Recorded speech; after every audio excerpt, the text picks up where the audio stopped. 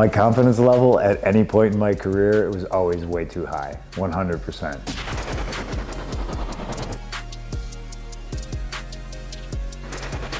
WWE Break It Down is presented by Wingstop. Nothing hits harder than Wingstop.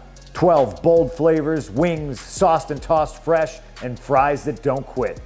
When I'm craving that knockout bite, there's only one choice. Wingstop is here.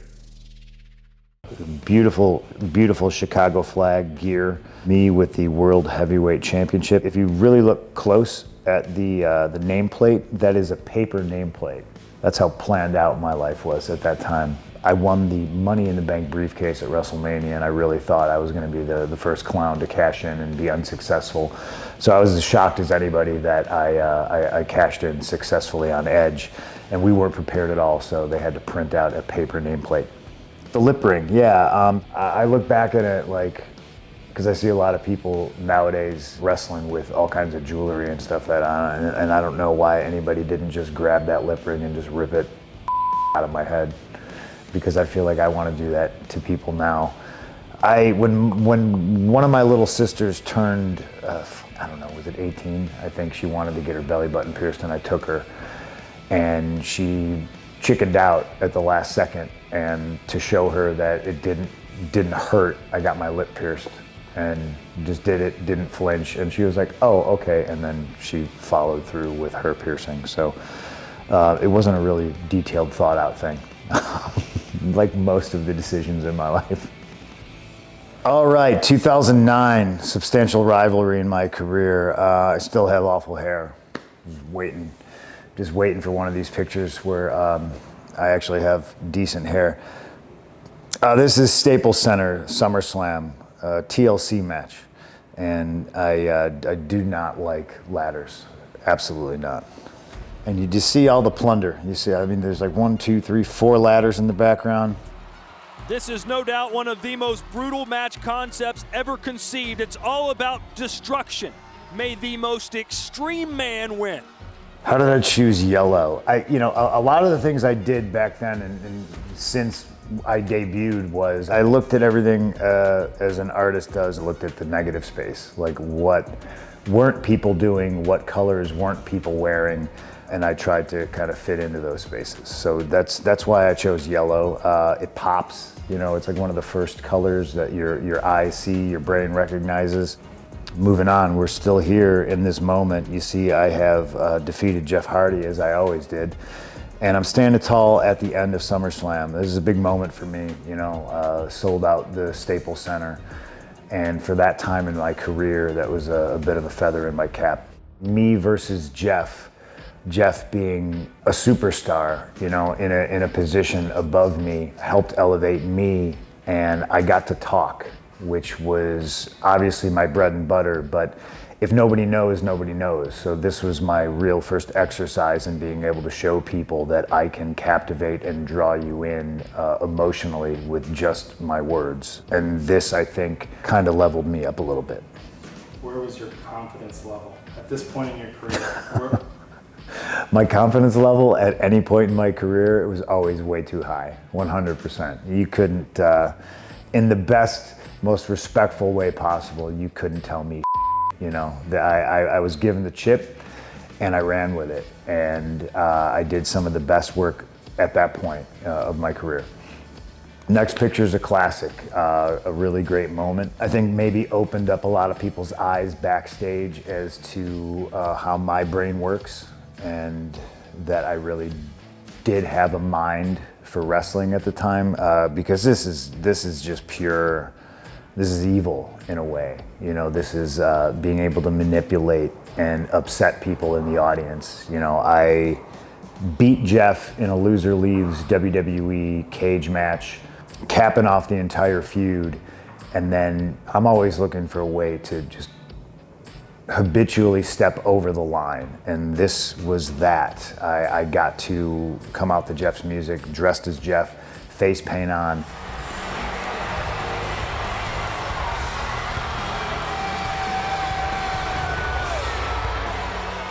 And it was a real son of a moment when people realized that it wasn't Jeff and it was me. As far as impressions go, it's a 10 out of 10. And the rib was on me because I had to rehearse this constantly. And certain people thought it was really, really funny.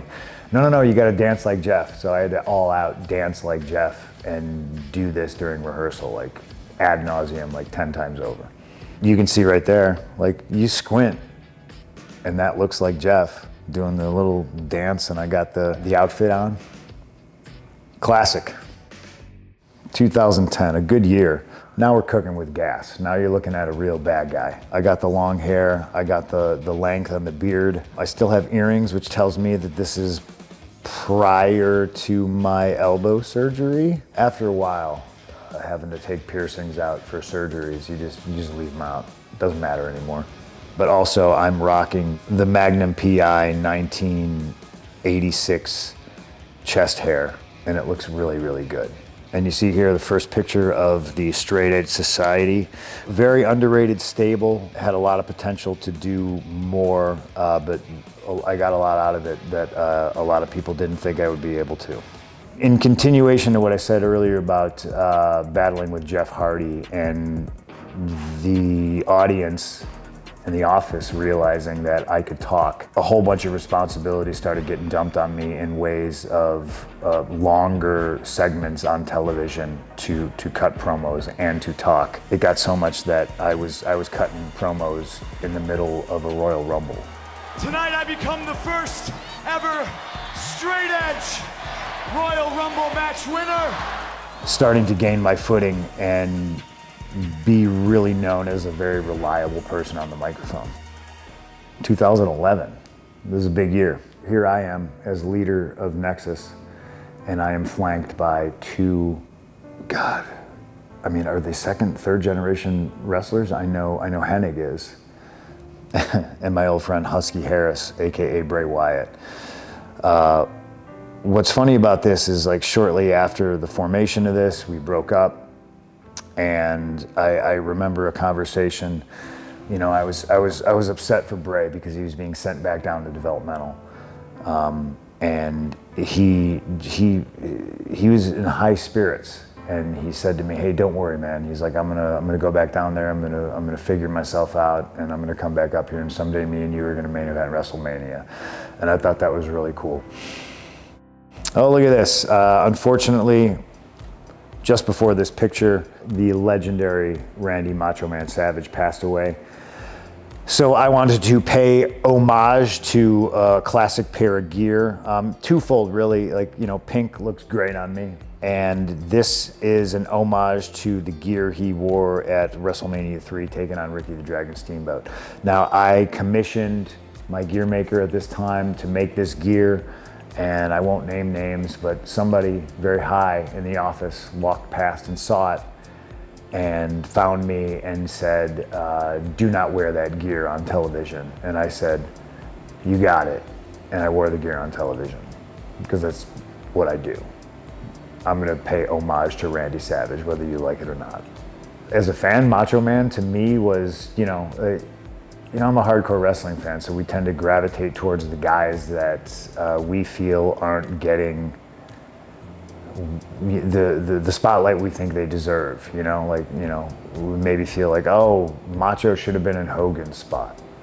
And really, like, that kind of passion that I had as a fan and that fans in turn have for me is really kind of what has propelled me throughout my career. It's what helped me feuding with John Cena. And it's really helped me understand the fans and connect with them a little bit better. Savage was the man. When he started wrestling for his dad in an outlaw promotion and going to Memphis, he was just so strikingly different than everything else you saw. Easily one of the greatest of all time, like 5-tool player, promo, ring work, like look, attitude, aura, everything.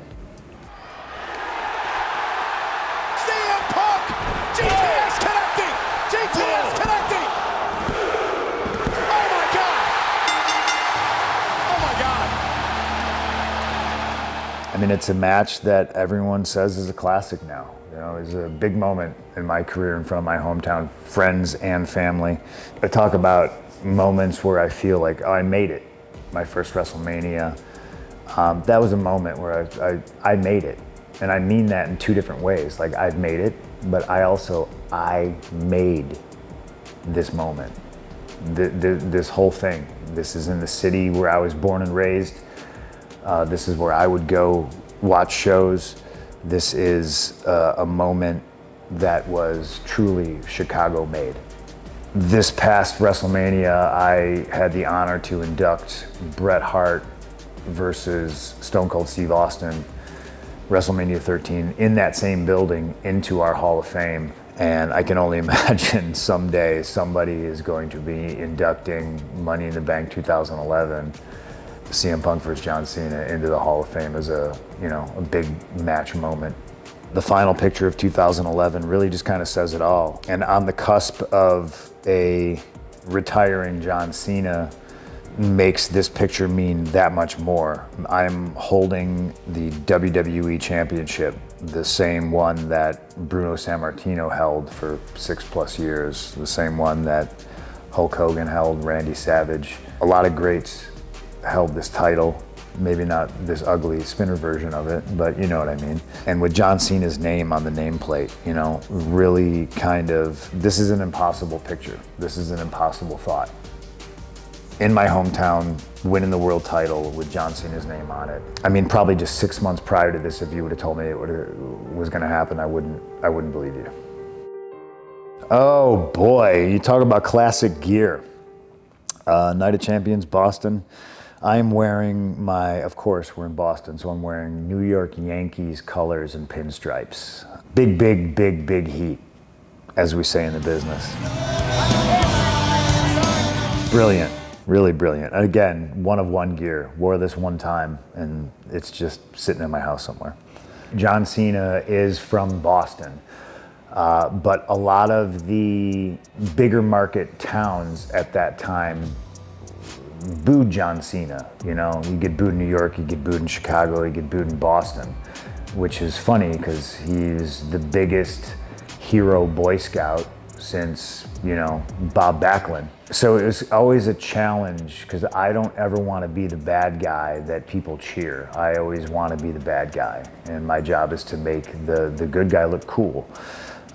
So I would do little things like the gear. The Yankees gear in Boston was a bridge too far for people, and when Cena would normally get booed in his hometown, believe it or not, that night he got cheered. 20 miles from home tonight. Big night. Thank you guys very much. Very big night. Okay, here we go. First photo of 2013. Might be the best one too. Old school, ladies and gentlemen. WrestleMania against the legendary Undertaker. Looking sharp in the purple and black gear too. Another classic shot of me mocking the Undertaker, and I mean I'm wearing his color on my gear. I'm doing the throat slash, I'm doing all the fun stuff. We were recently back there for a SummerSlam, and I think me and him were just kind of standing in the hallway backstage, and he just walked up to me with this little twinkle in his eye and a grin on his face, and he said, "Hey, me and you got history in this building." And I was like, it took me a second to think. I was like, wait, what? Oh God, this is where WrestleMania was. Yeah, we got history in this building. Proud of that one, and proud to know that he was proud of it too. And we move on to the, everyone calls this the Wolverine look. I affectionately refer this as my Jonathan Toews phase. That's what this is. Captain of the Blackhawks, and we were twins that summer. That same summer, the Blackhawks beat the Bruins for the Stanley Cup. That Blackhawks gear looks real clever, looks just real sharp, real clever. Again, a one and done. I wore this, I think, one time, and I never wore it again. Okay, now I'm leaning into the Wolverine. I'm wearing X-Men gear. A little blue, a little yellow. This has got to be me and Brock, right? Yes. Yep, there we are. So again, we're back at the Staples Center. SummerSlam 2013, a big one in my career. When I talk about my favorite matches, this is definitely one of them. Just Hulk versus Wolverine, right? I'm Wolverine, Brock is Hulk. A very, very classic, simple story to tell, Scrappy, smaller, determined competitor fighting the immovable object. I like to think that that's, if not, you know, mine, it's one of Brock's best matches. You know, like there's just chemistry.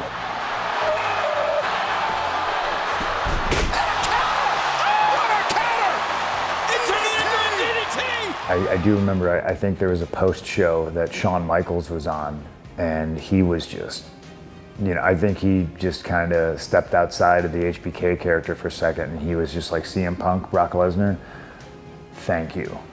Because that just was the essence of pro wrestling. You know, a total roller coaster, a physical and emotional show that was gripping to watch. And if you can move Shawn Michaels in that way, like, you know, you did your job. And moving on to very recently, my return to the WWE. Again, the Allstate Arena, man, what a place. A legendary picture now, me coming back. I don't know what's going on with my hair. I was in flux. That is the, oh, I have to be on television haircut. That's what that is. We're gonna call it that. But yeah, this is me in all my glory, doing, again, the unthinkable, returning to the WWE after just a little bit of a 10-year hiatus. And then I'm gonna assume that this is the Garden. This is a live event, holiday tour, and I'm wearing black gear and I'm fat again. I don't know what you want from me, ladies and gentlemen. I'm big boned. Classic venue against a spry, agile, young, tough Dominic Mysterio. So the reason I went with the straightforward black trunks look, these actually might be Cody's trunks. The gear that I had made, now mind you, I haven't wrestled in the WWE in 10 years, so I didn't want to wear an old pair of gear. Got something new made and didn't like the way it fit. And it was all last minute, just as my return to the company was very last minute. So I had to borrow some, I think those are OVW Cody Rhodes trunks from 2005.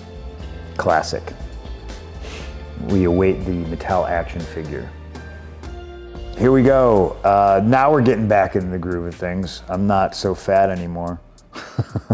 This is post tricep injury and surgery and rehabilitation and PT, and back in the record 6 months in the ring. Not fun and not easy. I really bust my ass. Proud of this one. Proud of the work I did to get back in the ring. It makes me want to go to the gym right now because I've been a little bit slack, but what do you want me to do? I'm like, 45 years old. Gear looks great though. The pink and the black, the homage to some Brett SummerSlam gear. I texted Brett, asked him if it was okay to emulate that gear. He sent me pictures of it. He said, all different kind of angles. He said, copy it. I appreciate you, punker. Looks like this picture is Drew on his way down to eat a GTS. Can't believe beat me. I probably shouldn't swear on this, I apologize. We're all adults here. Moving along, we got the last batch here. This is the Intuit Dome in LA, which I believe is a gate record for the company. Debut on Netflix, big match, CM Punk versus Seth Rollins. I went a little bit old school and I had a new jacket made that is a throwback to my time on the Indies. Every time I move forward, I always kind of want to reach back a little bit and bring the history with me. Is this lady flipping me off? She is. That's great. Good for you, lady. Gear looks tight. Nice black, silver, and white. And then looks like we're moving on to WrestleMania here. The inspiration for the gear in these pictures and at WrestleMania was we were in Las Vegas where I cut the pipe bomb. Oops, I'm breaking the fourth wall. Where I was wearing my yellow gear. So I had new yellow gear made for the main event of WrestleMania. I tried to find the hoodie that I wore and I couldn't find it, so I just went out and bought like a plain basic gray hoodie, and you can see on the right shoulder in this picture, somebody's makeup. I don't know who it is. There's a lot of people that were giving me a lot of hugs and a lot of love prior to the match. Like, hey man, you made it, main event of WrestleMania, congratulations. So it was a very, I mean, it was just such a lovey-dovey atmosphere. I was overcome with emotion a lot of that day. And you see me there proudly standing in my, man, that gear looks great, huh? That gear looks really great. And you can see in this picture the A+L. I don't get here, I don't get anywhere without my wife April, my dog Larry. They're like they're my totem, you know? When things go wild, I can always go back to them. When things are good, I'm always grateful for them, partners in life. And here looks like we have SummerSlam wearing the amazing Fantastic Four inspired gear with the sharp jacket. If you zoom in on this picture, you can see on my left breast there is a Sick of It All pin. Sick of It All being a New York hardcore band that wrote the song It's Clobberin' Time. Famously, the Thing from the Fantastic Four screams, "It's clobberin' time." That's why I yell, "It's clobberin' time," before I engage in any kind of physical activity in a wrestling ring. Moving forward, but reaching back to bring the history and the inspiration with me. Like this is a band and comic books that shaped my seminal years. And I always like to pay homage to the ones that came before. And that concludes our picture-orama. I mean, it's humbling, sobering maybe to look back, you know, because I'm not done, but I definitely think the road to the end is a lot shorter than the road from here to when I started is, you know. I don't know how long I got left, but looking back, I can definitely say like I had a good career, you know. I'm one of one. I think a lot of these pictures and the stories they tell illustrate that.